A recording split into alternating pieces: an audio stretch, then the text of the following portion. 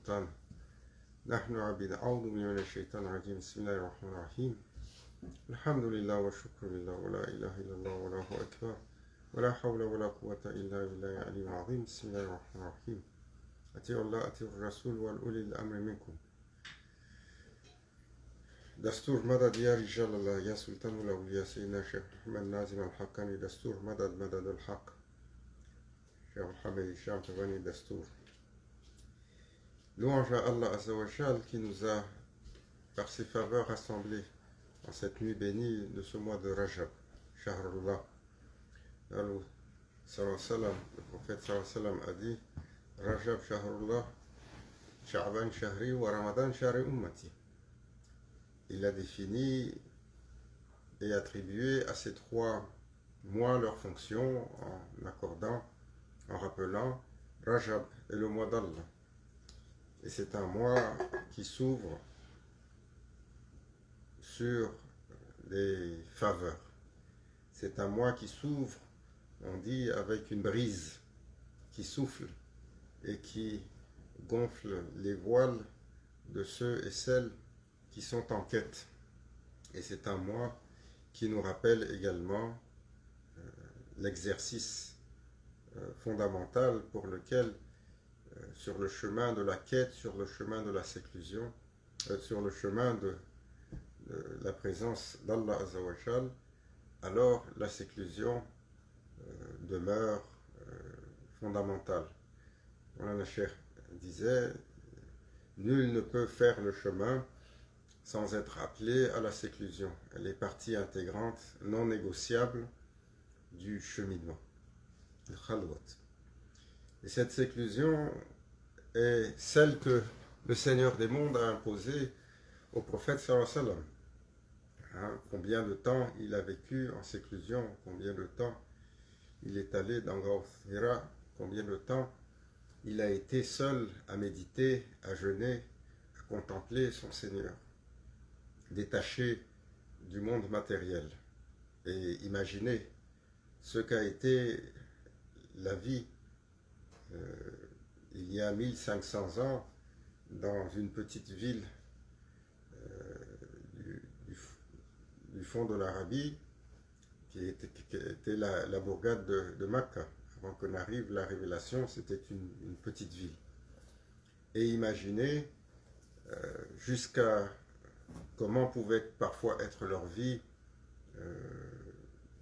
ascète, ou leur vie austère même parfois, ou leur vie précaire dans les conditions. Et malgré cela, dans ce temps-là, était nécessaire pour que le messager puisse se préparer à recevoir la révélation, qu'il se retire complètement du monde, qu'il aille sur une montagne et sous la guidance et sous l'ordre de Sayyidina Jibril alayhi salam, qu'il se retire et qu'il soit en méditation, en contemplation et en conversation avec son Seigneur. Et si, pour un temps où la vie était relativement rudimentaire, elle était très simple, elle commençait avec le lever du soleil, s'arrêtait avec le lever du soleil, et les gens qu'on croisait étaient peu nombreux, et les activités possibles étaient peu nombreuses. Imaginez aujourd'hui, 1500 ans plus tard, dans le tourbillon de notre temps, dans le foisonnement de toutes les activités, dans le foisonnement de toutes les interactions que nous avons, que devrait être la nécessité alors de faire une séclusion, de se détacher et de se retirer pour se consacrer à son Seigneur. Alors ce mois est à propos de cela. Tous les prophètes, tous les messagers, et par la suite sur leur cheminement, tous les awliya ont connu ces périodes de retraite qu'on appelle khalwa. Et la retraite spirituelle, chez son temps le plus propice, alors est le début du mois de Rajab. Et c'est pour ça que toujours nos maîtres ont insisté sur la préparation des mourides et leur détermination pour qu'elle soit multipliée à l'entrée de ce mois pour se préparer à cet exercice qui peut-être un jour, pour certains, ils y seront appelés. Le temps de la séclusion n'est plus comme il a été autrefois. Il est restreint aujourd'hui. Peu de gens sont appelés en séclusion depuis les 30 dernières années que j'ai rencontré Maulana Cheikh Tazi, Maulana Cheikh Hicham. Les personnes appelées en séclusion sont peu nombreuses, ont été choisies, ordonnées par le prophète sallallahu alayhi wa sallam, quelques individus pour cela. Et donc, le serviteur doit toujours être prêt, doit toujours avoir l'intention, doit toujours avoir le désir et doit toujours être prêt au sacrifice et au renoncement. Parce que la séclusion nous rappelle jusqu'à quel point nous sommes impliqués dans cette matérialité, dans ce monde, avec beaucoup de choses. Pour les musulmans, les périodes de séclusion classiques sont ce qu'on va appeler le i'tikaf de la fin du mois de Ramadan, qui est cette période parfois d'une dizaine de jours que le prophète Mohammed, que la paix soit sur lui, choisissait pour se retirer de la vie publique, pour se retirer de la conversation, pour se retirer également de ses épouses et se consacrer pleinement à son Seigneur. Et cette ouverture, i'tikaf, a été faite pour l'ensemble de la communauté. Et donc les musulmans aujourd'hui, lorsqu'ils essayent d'aller vers la porte de la séclusion, ils font le i'tikaf. Mais sur le chemin, il y a une séclusion complète, plus importante, que l'on appelle khalwa, qui est la véritable séclusion, qui traditionnellement peut aller d'une journée à une année, ou parfois même 5. Maulana Cheikh Nazim et Grand Cheikh Abdallah Faiz al-Dagestani ont fait une séclusion ensemble d'une année. Grand Cheikh a fait une séclusion qui a quasiment duré 5 années dans sa première jeunesse, alors qu'il venait de se marier. Il est allé 5 années en séclusion. Mais la formule standard, on parle de 40 jours. Et les machers, toujours lorsqu'ils appellent les disciples pour la séclusion, ils les font rentrer sur le début de Rajab. Et ils sortent alors de la séclusion au 10e du mois de Sha'ban, donc juste quelques jours avant la Nisf Sha'ban. Et cette préparation pour l'étudiant, pour le derviche toujours, elle doit être une partie intégrante de ses aspirations, même si le serviteur doit toujours garder le profil bas, doit garder l'humilité, doit se rappeler que cette éligibilité à la séclusion, peut-être elle est pour autre, car ce serait presque de la prétention de se penser éligible. Mais il faut quand même en avoir l'intention. Et il faut toujours cultiver ce désir, cultiver cette préparation et apprendre à l'être, à se préparer au renoncement. Car quand arrive l'appel, alors, comme disait Maulana Cheikh Hicham, il nous racontait l'une des séclusions pour laquelle a été appelé Maulana Cheikh Nazim par Cheikh Abdallah. Grand Cheikh avait alors reçu l'ordre du prophète Mohammed, que la paix soit sur lui, de convier 3 des serviteurs pour vérifier leur éligibilité à une éventuelle succession spirituelle. Et parmi ces étudiants-là, alors il y en avait 2 qui étaient des étudiants de Grand Cheikh, qui étaient Cheikh Nazim et Cheikh Hossein Kurdi, qu'Allah élève et sanctifie leur secret à tous les 2. Et il y avait un autre cheikh du Cham. Et Grand Cheikh donc avait envoyé ses invitations à ces 3 personnes-là. Le premier, qui était ce cheikh du Cham, avait dit à Grand Cheikh: je suis honoré de votre invitation pour la séclusion, mais j'ai vu le prophète sallallahu alayhi wa sallam en rêve et en songe, et il ne m'a pas été mentionné pour cette séclusion, donc je vous remercie pour cela. Et alors, cher Abdallah n'avait rien dit. Puis, quand l'invitation avait été donnée à Cheikh Hussein, à ce moment-là, son épouse était malade. Et donc, il avait demandé à Maulana Cheikh un peu de temps. Il avait envoyé la réponse en disant « Je dois veiller sur mon épouse qui est malade et je viendrai pour la séclusion. » Et la troisième personne à qui cette invitation avait été envoyée était Maulana Cheikh Nazim, qui littéralement, lorsqu'il l'a reçue, s'est tourné et est allé en marchant pour le lieu où il avait été appelé pour la séclusion, sans même transiter par chez lui. Pourquoi? Parce que c'est la ferveur, c'est l'obéissance, c'est la détermination et c'est la confiance qu'a l'étudiant dans la parole, dans le geste, dans la guidance de son cher. Le cher sait, voit, supervise. Il n'y a pas d'état que vous traversez, il n'y a pas de pensée que vous avez, il n'y a pas de sentiment que vous avez, il n'y a pas de situation dans votre vie sans exception sur lequel le cher, le guide qui vous a été attitré n'a pas de regard.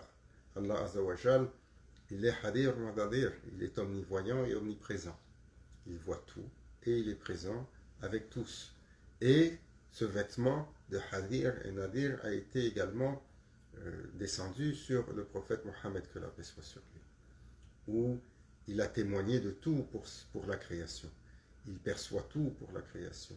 Il est le témoin de la création. Il est omnivoyant. Il est omniprésent en chaque créature, comme Allah Azza wa Jal le rappelle dans le Saint-Coran en disant « Et le messager est en vous ». Ce messager dans une station spirituelle présente dans chacune des créatures. Et donc, le prophète sallallahu alayhi wa sallam,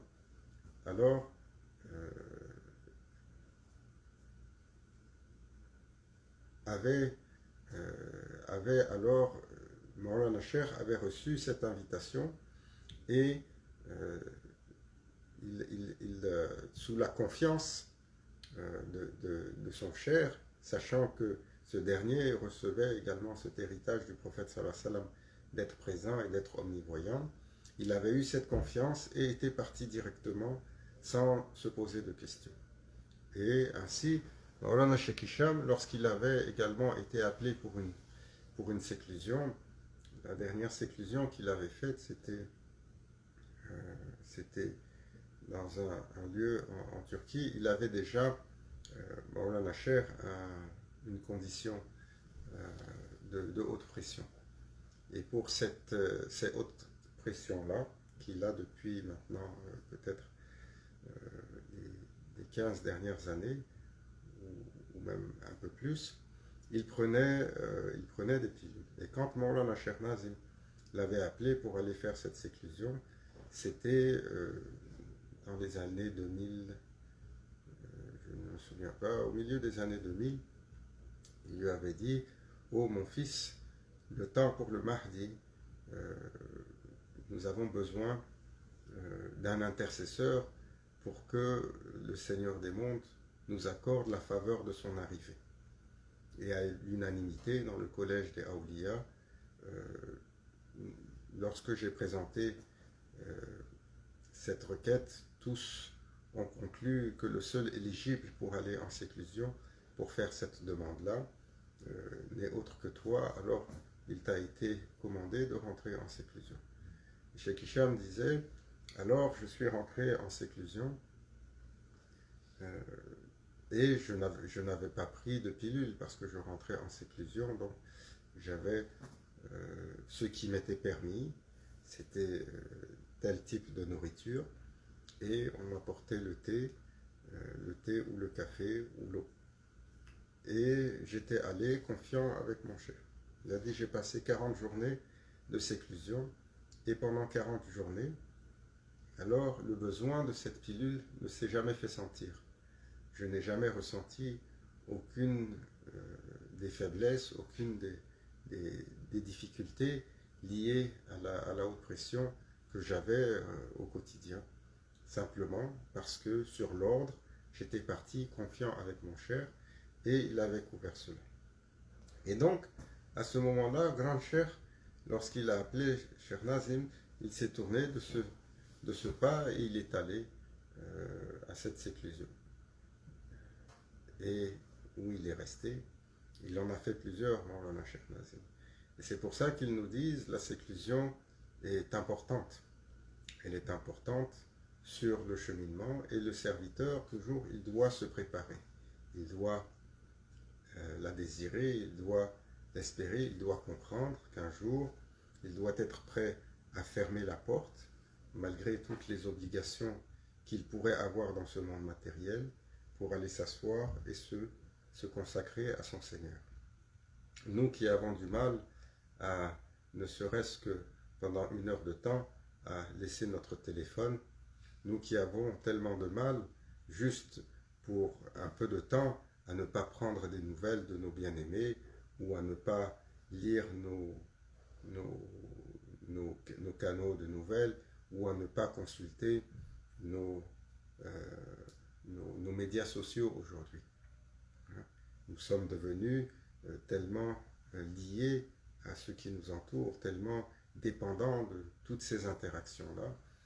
Nous avons besoin pour nous conforter, pour nous stabiliser, pour être bien, d'avoir ces interactions permanentes. Or, la séclusion, justement, arrive lorsque l'on doit briser tout le cercle des liaisons extérieures. Parce que quand vient la séclusion, alors un cocon est fait, c'est la cellule où est-ce que le serviteur doit se mettre en séclusion. Un cocon est fait et il est fermé de l'extérieur.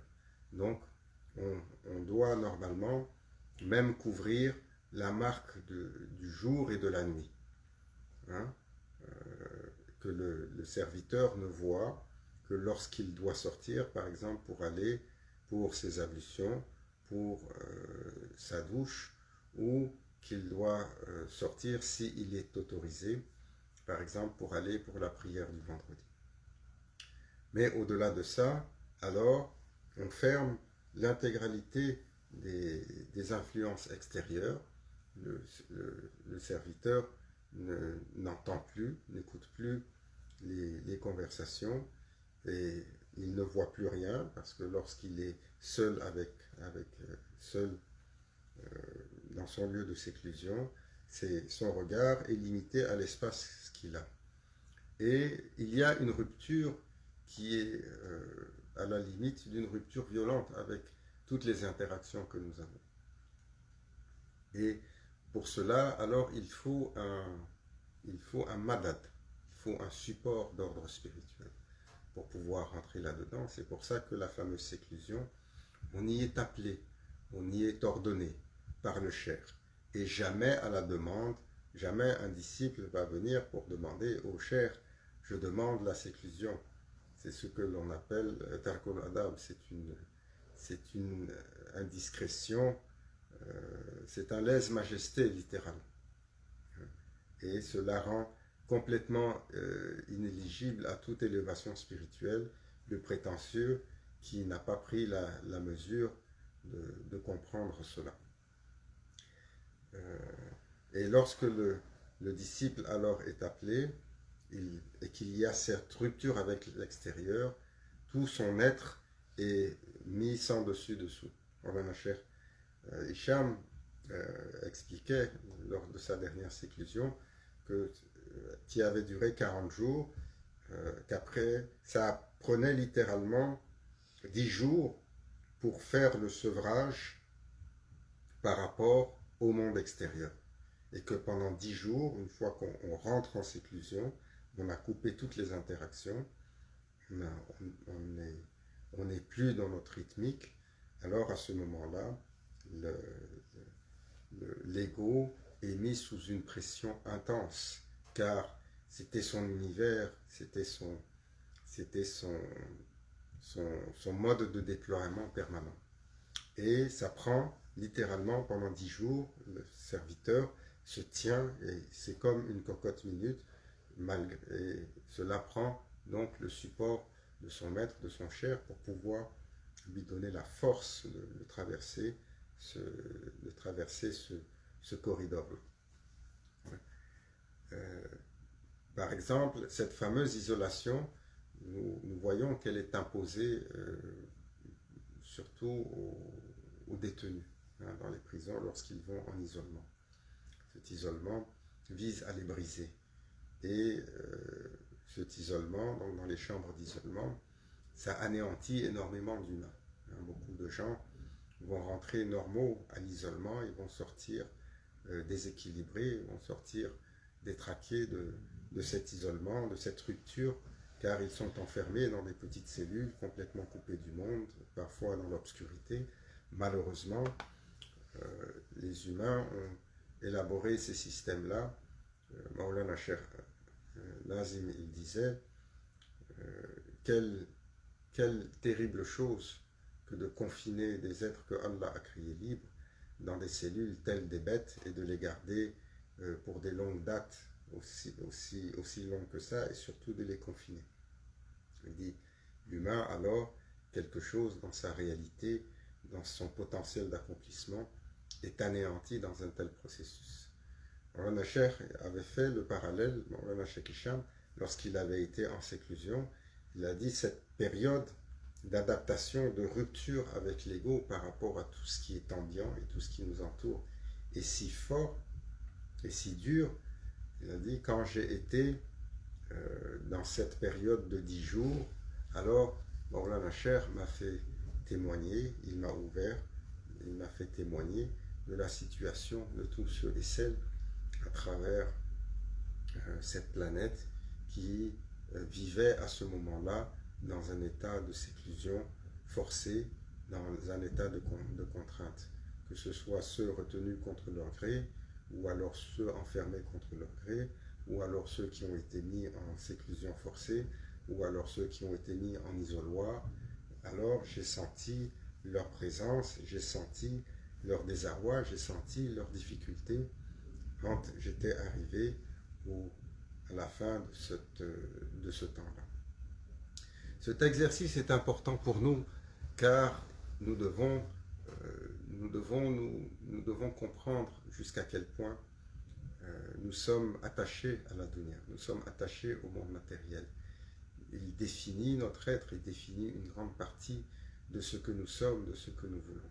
Nous avons des aspirations célestes, nous avons des aspirations pour aller devant la présence divine, nous avons des aspirations pour nous élever et pour libérer notre roh, notre âme de l'emprise de l'ego, pour pouvoir s'élever dans la contemplation du Seigneur des mondes.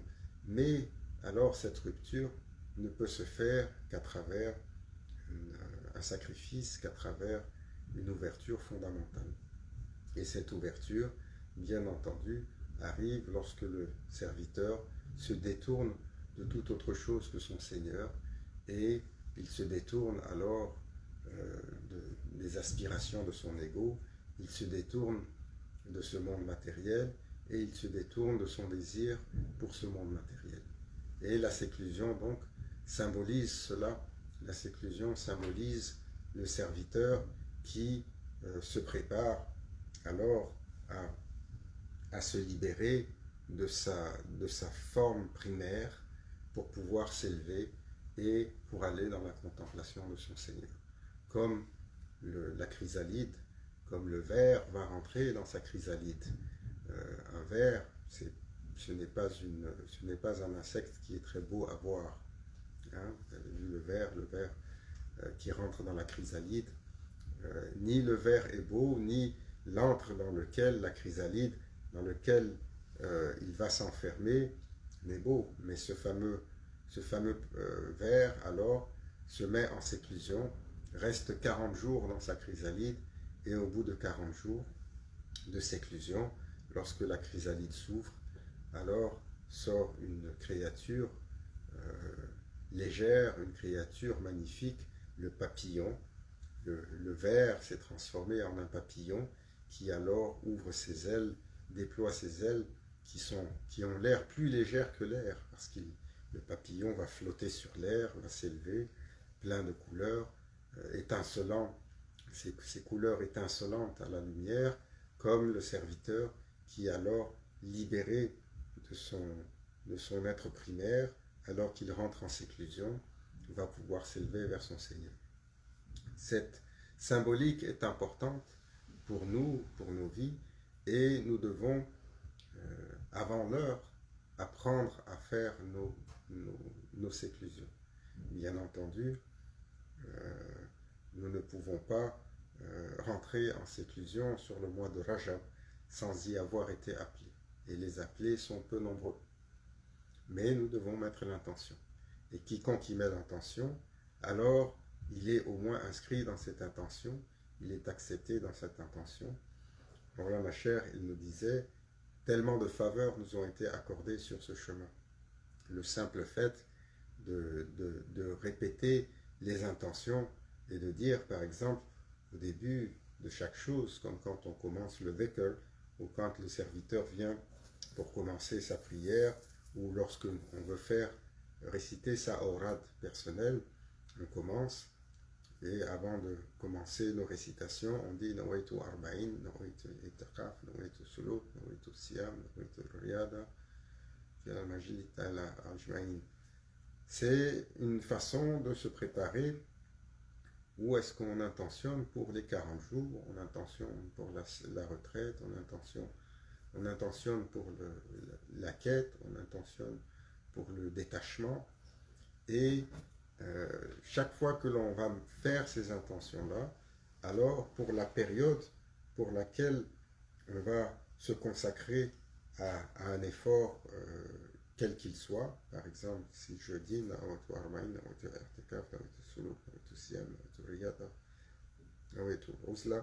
et je commence à faire mon dhikr, pendant tout le temps où je vais faire mon dhikr, alors je suis inscrit comme celui qui se trouve en séclusion.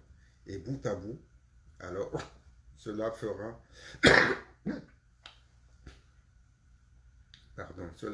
un temps de séclusion qui sera inscrit pour le serviteur. Et cette séclusion est également accordée au serviteur alors qu'il est dans la vigile de nuit. Lorsque nous arrivons dans les wazifas, Naqshband dit toujours la vigile de nuit, elle commence tôt, un peu avant le Fajr, quelque part au début ou un peu avant le troisième tiers, pour que le serviteur puisse s'asseoir avec son Seigneur. Et également, lorsque on commence alors la vigile de nuit, on commence avec cette intention. Et tout ce qui va suivre de cet instant-là, jusqu'au temps où on a fini notre adoration, normalement, cela doit couler, si l'on suit le protocole, à travers la prière du Fajr, jusqu'au lever du soleil, jusqu'au Ishraq. Normalement, toute cette période va être inscrite comme également un temps de séclusion, un temps de retraite, un temps de khalwa, comme si on était alors enfermé, détaché de toute chose, seul avec notre Seigneur, dans le désir simplement de regarder, de le contempler et de se détourner de cœur, de se détourner d'intention complètement de toute autre chose que sa présence, son plaisir et surtout de ce monde matériel.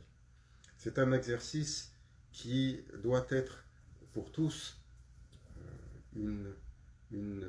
qui doit mériter pour tous une attention particulière et une intention particulière. Le temps passe et parmi les exercices que nous avons, nous ne mettons pas toujours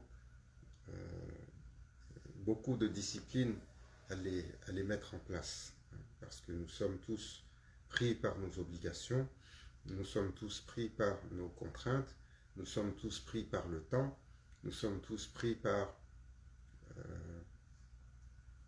les appels que nous avons par rapport aux choses de ce monde. Et alors, comme le temps passe, nous nous rendons compte que les années passent et nous n'arrivons pas à mettre en place les disciplines, nous n'arrivons pas à mettre en place avec force la constance sur les choses. Et cette constance, alors, elle a des clés. Cette constance, elle a des clés. Cette clé commence par l'intention que nous mettons pour cela. Quelle est l'intention véritable que nous avons lorsque nous faisons nos exercices et quelle attention nous portons à ces exercices-là. Vous savez, on a chez les Naqshbandi aujourd'hui, on a une base de awrad et de wazifa quotidienne que nous devons faire. La majeure partie d'entre nous ne le faisons pas. La majeure partie d'entre nous ne les connaissons même pas. Nous ne connaissons pas la nécessité, l'utilité de tout ce qui doit être récité. Pourquoi on a tenu à nous donner telle ou telle chose? Pourquoi c'est important de réciter Aman Rasoul, les 2 derniers versets de la Sourate al-Baqarah? Pourquoi c'est important de le réciter dans une journée? Pourquoi c'est important de réciter Ayatul Kursi 7 fois? Pourquoi c'est important d'apprendre Sayyid al-Dua, Sayyid al-Salawat, la dua qu'on récite, Allah ashrafil alamina Sayyidina Muhammadin Salawat, Allah afdalil alamina Sayyidina Muhammadin Salawat. Qu'est-ce qui est inclus dans une telle dua? Hein? Beaucoup d'entre nous ne savons pas la réciter malheureusement.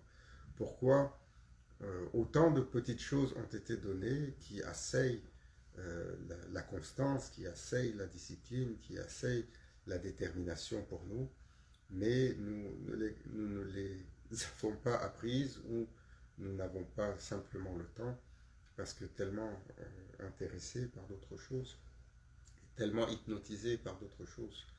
Ces autres choses, très souvent, sont du temps de plaisance. C'est simplement du temps de repos. Mais nous pouvons joindre l'utile à l'agréable. C'est-à-dire, toujours en ayant le temps de plaisance, nous pouvons également rajouter un peu de temps de ibad, un peu de temps d'adoration pour passer à travers nos wazifas. Inch'Allah, on va essayer au moins pendant ce mois de Rajab de garder l'assiduité sur nos wazifas et peut-être sur une mini-série au moins de passer en revue les wazifas que nous avons qui sont importantes, que nous devons apprendre autant pour la vigile de nuit, les différentes prières, et pour les sunnas de journée, et autant pour des versets qui sont bons à apprendre et à réciter, ou alors les invocations que nous devons réciter, ou le protocole de prière. Pourquoi est-ce que nous avons un tel protocole de prière que nous récitons? Qu'est-ce que les machères ont mis dedans? Pourquoi on récite la shahada 3 fois alors qu'on a fini de faire les sunnas et ainsi de suite. Il y a toute une sagesse, toute une réalité qui est habillée sur ces petits trésors que les chers ont brodés littéralement sur nos wazifas. Wazifas, c'est-à-dire nos obligations. Hein? C'est comme ça qu'ils le traduisent, nos obligations quotidiennes. Alors, ce mois de Rajab est un mois qui vient alors nous ouvrir ce temps de réflexion sur le détachement par rapport à ce monde, et pour lequel ce détachement, nous devons nécessairement nous préparer. Nous devons nécessairement faire un travail intérieur de préparation et de renoncement. Et ô combien serions-nous prêts si on devait nous déposséder de tout ce que nous avions? Hein? C'est Zulkarnain, alayhi salam, l'Iskandar, ce fameux prophète, Alexandre, lorsqu'il avait conquis la majeure partie du monde, il était encore très jeune. Mais il avait rempli son obligation devant son Seigneur, et il savait que son temps était venu. Et il avait appelé ses généraux en donnant son testament et en disant « Je vais partir bientôt ». Il avait demandé dans son testament à ce qu'il soit enterré et qu'on laisse ses 2 mains sortir de la tombe et qu'on inscrive sur sa pierre tombale Siji Iskandar Zulkarnain, à qui le Seigneur des mondes a confié le plus grand royaume sur terre, qui retourne à son Seigneur les mains vides. Hein? Et ceci est notre condition à nous tous. Nous sommes arrivés seuls, nus, les mains vides, et nous retournerons à notre Seigneur les mains vides. Sommes-nous prêts à nous détacher de tout ce que nous avons dans ce monde? Sommes-nous prêts à ce renoncement? Sommes-nous prêts à tout ce que nous avons attrapé comme précieux dans ce monde? Ceci ne veut pas dire qu'il faut tout rejeter et aller vivre dans une caverne, je le rappelle, non. Mais il faut se questionner à quel point notre cœur est attaché à tout cela. Sommes-nous prêts à renoncer à tout le bien-être dans lequel nous sommes, à tous les attachements que nous avons, y compris les attachements par rapport à ce que nous aimons. Hein? Aujourd'hui, nous avons reçu la nouvelle dans la famille pour 2 décès. Allah Azzawajal est miséricorde sur eux. Et hier, c'était un autre décès. Tous les jours nous arrivent de telles nouvelles. Qu'Allah ait miséricorde sur nos défunts, qu'il découvre de sa lumière, de sa guidance et de l'intercession Shafa'at al-Nabi du prophète Mohammed, que la paix soit sur lui. Et lorsque arrive alors la mort, elle ne frappe pas à la porte. Peut-être pour ceux qui tombent malades et qui doivent passer à travers une période d'agonie qui descend, ils ont le temps de se préparer. Et ce que le prophète sallallahu alayhi wa sallam disait, la pire des morts est la mort subite pour laquelle vous ne vous êtes pas préparé. Pourtant, bien des gens espèrent avoir une mort subite et rapide. C'est arrivé d'un seul coup, il dormait, il est parti, ou c'est arrivé d'un seul coup, ça a été un accident, il est parti, mais il ne s'est pas préparé. Et le prophète sallallahu alayhi wa sallam a dit toujours, essayez de souhaiter la mort que vous pouvez voir venir pour pouvoir vous y préparer, car il y a une préparation à faire pour ce retour à notre Seigneur. Il y a une préparation en cela. Donc, la présence de la mort tous les jours, également, est une façon pour nous de pouvoir se rappeler jusqu'à quel point nous sommes attachés au monde matériel et à ceux qui nous entourent. Nous sommes attachés à nos bien-aimés. Le prophète sallallahu alayhi wa sallam a été attaché à ses bien-aimés et il a été mis à l'épreuve par ses bien-aimés également. Lorsqu'il est arrivé que l'honorable père du prophète sallallahu alayhi wa sallam, Abdullah, a été appelé alors qu'il était en train de courir pour préparer l'annonce de l'arrivée de son fils, Allah Azzawajal l'a rappelé à lui, et dans l'âge le plus bas, Allah Azzawajal a rappelé son honorable mère également. Et les anges étaient perplexes, et lorsque les anges demandèrent à leur Seigneur, Ya Rabbi, et c'est le bien-aimé, il a dit, parce que c'est mon bien-aimé, et je veux que lorsque son cœur demande, alors c'est vers son Seigneur qu'il se tourne. Allah Azzawajal est possessif et jaloux de son serviteur, que l'on le veuille ou que l'on ne le veuille pas. Hein? Regardez ce qui est arrivé à Sayyidina Yaqub alayhi salam.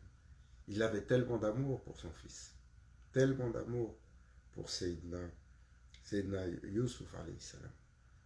Et à cause de cet amour qui envahissait trop son être et qui avait pris une place au-delà de la mesure, Allah Azzawajal l'a mis à l'épreuve. Il lui a retiré ce fils qui disparut. Il en pleura au point de perdre la vue. Mais il avait toujours cet attachement, il avait un cœur particulier. Il aimait beaucoup ses enfants, c'est Yaqub alayhi salam. Il avait eu 11 enfants, tous des garçons, et par la suite, quand Sayyidina Yusuf avait disparu et qu'il l'a pleuré, il s'est beaucoup attaché à Sayyidina Benyamin, hein, qui est comme on utilise maintenant cette terminologie, le cadet ou le benjamin. Le benjamin, parce qu'on utilise ce terme, c'était Benyamin, le plus jeune des frères de Sayyidina Yusuf alayhi salam, les enfants de Sayyidina Yaqub alayhi salam. Et on lui a retiré également Benyamin.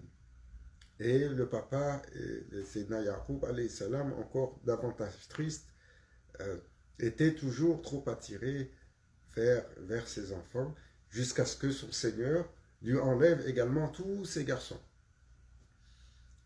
Et ce n'est que là qu'il a erré et qu'il s'est rattaché le cœur à son Seigneur, et quand alors il s'est détaché de cet amour qui prenait trop de place au détriment de la présence de son Seigneur, c'est à ce moment-là que son Seigneur lui a rendu tous ses garçons, à commencer par Sayyidina Yusuf alayhi salam, qui a retrouvé dans le pardon ses frères, et tous sont revenus alors auprès de leur père, heureux d'avoir retrouvé ses enfants.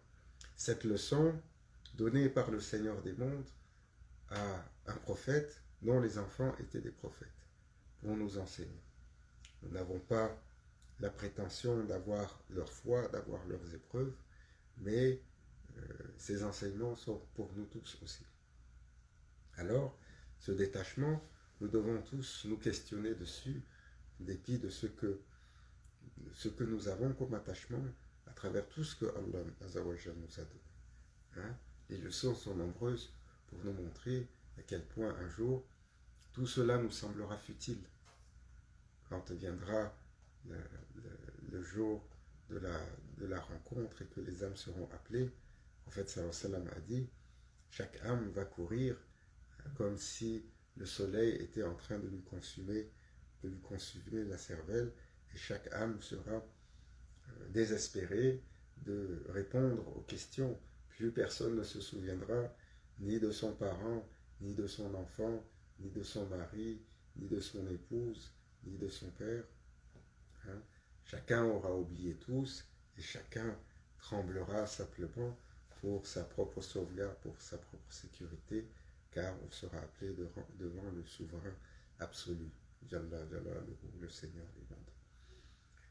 Qu'Allah nous mette à profit ce temps de retraite, ce temps de séclusion, qu'il nous donne les bénéfices de ce point de rachat et de ses bienfaits, Inch'Allah, qu'il nous rende éligibles à la séclusion, dans l'intention, même la séclusion partielle, à travers nos moments où nous sommes à mesure de faire un peu de dhikr, de lire un peu de Coran, ou de faire la prière, ou de tenir la vigile de nuit, particulièrement dans ce mois béni, par la grâce du prophète sallallahu alayhi wa sallam, ila hadratina bil Fatiha.